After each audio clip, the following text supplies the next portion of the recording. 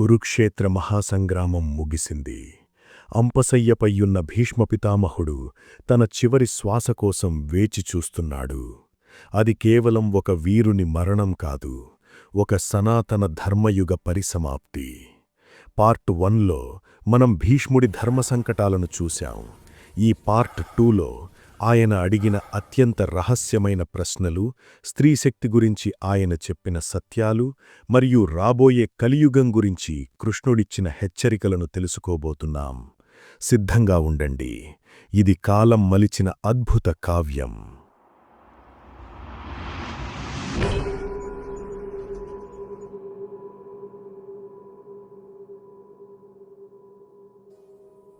కృష్ణా, వాసుదేవా, నా శరీరమంతా బాణాలతో చిల్లులపడి ఉంది. కాని నా మనసును వేధిస్తున్నది ఈ నొప్పి కాదు, నేను చేసిన ఒకే ఒక్క తప్పు. ఆనాడు కురుసభలో ద్రౌపదికి అవమానం జరుగుతుంటే ధర్మం తెలిసిన నేను మౌనంగా ఉన్నాను. నా మౌనం అధర్మానికి బలాన్నిచ్చిందా? నా ప్రతిజ్ఞ నా ధర్మాన్ని మింగేసిందా?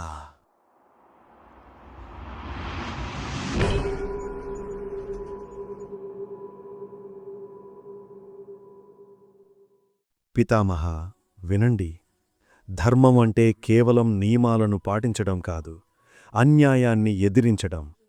మీ ప్రతిజ్ఞ మీ వ్యక్తిగతమైనది, కాని ద్రౌపది ఆత్మగౌరవం ఈ సమాజానిది. మీరు మీ ప్రతిజ్ఞను రక్షించుకోవడానికి మౌనం అనే ఆయుధాన్ని ఎంచుకున్నారు. కాని గుర్తుంచుకోండి, ఒక గొప్ప వ్యక్తి మౌనం 100 మంది దుష్టులు చేసే పాపంతో సమానం. మీరు ఆనాడు మాట్లాడి ఉంటే ఈ కురుక్షేత్ర యుద్ధం వచ్చేదే కాదు. భీష్ముడు మరో ప్రశ్న అడిగాడు.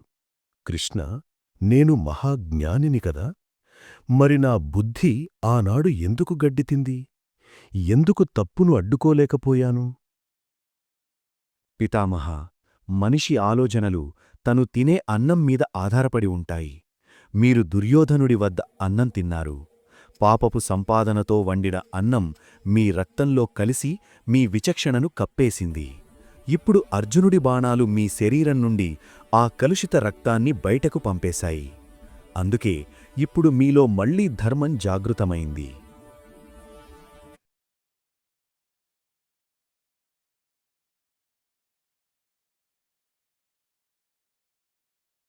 శాంతిపర్వంలో భీష్ముడు ధర్మరాజుకు రాజ్యపాలన గురించి చెబుతూ ఒక దేశం ఎప్పుడు నాశనమవుతుందో వివరించాడు.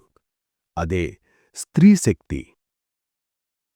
ధర్మరాజా, గుర్తుంచుకో, ఏ ఇంట్లో అయితే స్త్రీలు కన్నీరు కారుస్తారో ఆ ఇల్లు, ఏ రాజ్యంలో అయితే స్త్రీలు అవమానించబడతారో ఆ రాజ్యం నాశనం కాక తప్పదు.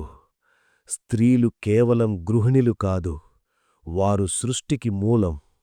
వారిని గౌరవించని ఏ ధర్మం కూడా నిలబడదు.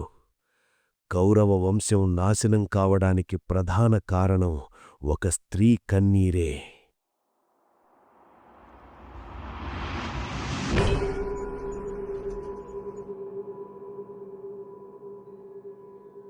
మరణానికి చేరువలో ఉన్న భీష్ముడు జగద్గురువైన కృష్ణుడిని 1000 పేర్లతో స్తుతించాడు. అదే విష్ణు సహస్రనామం. తన కళ్ల ముందున్నది సాక్షాత్తు పరమాత్మని తెలుసుకున్న భీష్ముడు ఆ పరమానందంలో మునిగిపోయాడు.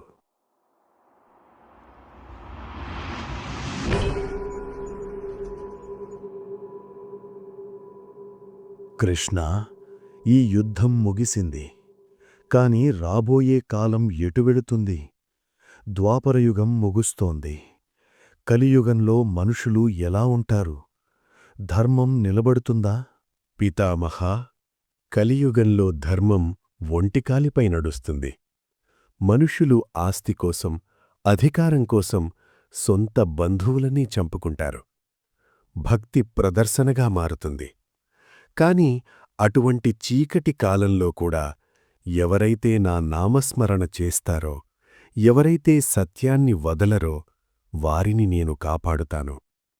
కలియుగంలో మనిషికి మనిషి తోడుండటమే అతిపెద్ద ధర్మమవుతుంది.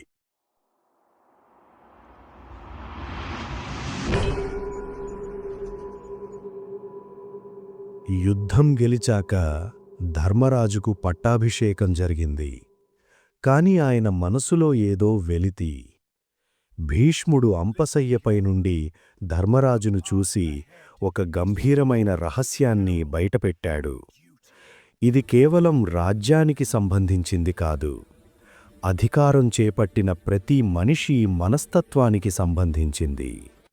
ధర్మరాజా, గుర్తుంచుకో, కిరీటమనేది కేవలం బంగారంతో చేసినది కాదు, అది బాధ్యతల భారంతో చేసినది. సింహాసనం మీద కూర్చున్న వ్యక్తికి స్నేహితులుండరు, కేవలం సలహాదారులు, శత్రువులు మాత్రమే ఉంటారు. అధికారంలో ఉన్నప్పుడు నీ చుట్టూ ఉన్నవారు నీ వ్యక్తిత్వాన్ని కాకుండా నీ కుర్చీని ప్రేమిస్తారు. నీవు ధర్మాన్ని రక్షించాలి అనుకున్నప్పుడు నీవు అత్యంత ఒంటరివవుతావు. ఆ ఒంటరితనాన్ని భరించగలిగినవాడే నిజమైన రాజు. ఆనాడు నేను హస్తినాపుర క్షేమం కోసం మౌనంగా ఉన్నాను, కాని అది నన్ను ఈ స్థితికి తెచ్చింది. నీవు మాత్రం ధర్మం కోసం నీ అధికారాన్ని కూడా వదులుకోవడానికి సిద్ధంగా ఉండాలి. పితామహా, మీరు అద్భుతంగా చెప్పారు. అధికారమనేది ఒక పదునైన కత్తి వంటిది.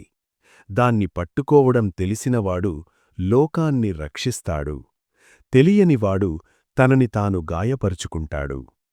ధర్మరాజా, భీష్ముడి మాటలు విను. నీవు రాజుగా ఉన్నప్పుడు నేను అనే అహంకారాన్ని చంపి మేము అనే ప్రజా సంక్షేమాన్ని మాత్రమే చూడాలి.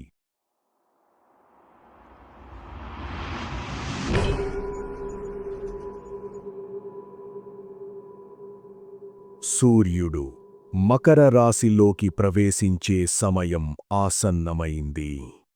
భీష్ముడు తన యోగశక్తితో ప్రాణాలను బంధించాడు. ఇది కేవలం ఒక ముహూర్తం కోసం ఎదురుచూపు కాదు, ప్రకృతితో మమేకమవ్వడం. చివరి నిమిషంలో భీష్ముడు కృష్ణుడిని ఒకే ఒక్క కోరిక కోరాడు: నా మనస్సు నీ పాదాల చెంతే ఉండాలి. అప్పుడు కృష్ణుడు తన విశ్వరూపాన్ని భీష్ముడికి మాత్రమే కనిపించేలా ప్రదర్శించాడు. పితామహా, నీ రుణం తీరిపోయింది. ఈ భూమిమీద నీవు చేసిన త్యాగం, నీవు పాటించిన క్రమశిక్షణ ఎప్పటికీ గుర్తుండిపోతాయి. గంగాపుత్ర, నా లోకానికి తిరిగిరా, నీకోసం మోక్షద్వారాలు తెరచి ఉన్నాయి. భీష్ముడి శిరస్సు నుండి ఒక కాంతి వెలువడి కృష్ణుడిలో లీనమయ్యింది. ఆకాశం నుండి పూలవర్షం కురిసింది. పాండవులు కన్నీరు మున్నీరయ్యారు. ఒక గొప్ప శకం ముగిసింది. భీష్ముడు మరణించలేదు. ఆయన ధర్మం కోసం తనని తాను బలియిచ్చుకున్న ఒక అమరవీరుడు. మిత్రులారా, భీష్ముని ఈ సుదీర్ఘ ప్రయాణం మనకు నేర్పేది ఒక్కటే: మన ప్రతిజ్ఞలు లేదా మొండితనం ధర్మానికి అడ్డురాకూడదు. తప్పును అడ్డుకోకపోవడం కూడా తప్పేనని భీష్ముడి జీవితం మనకు హెచ్చరిక చేస్తోంది. ఈ వీడియో మీకు ఎలా అనిపించిందో కామెంట్ చేయండి. మరిన్ని ఇలాంటి వీడియోల కోసం మన ఛానల్ని సబ్స్క్రైబ్ చేసుకోండి. జై శ్రీకృష్ణ.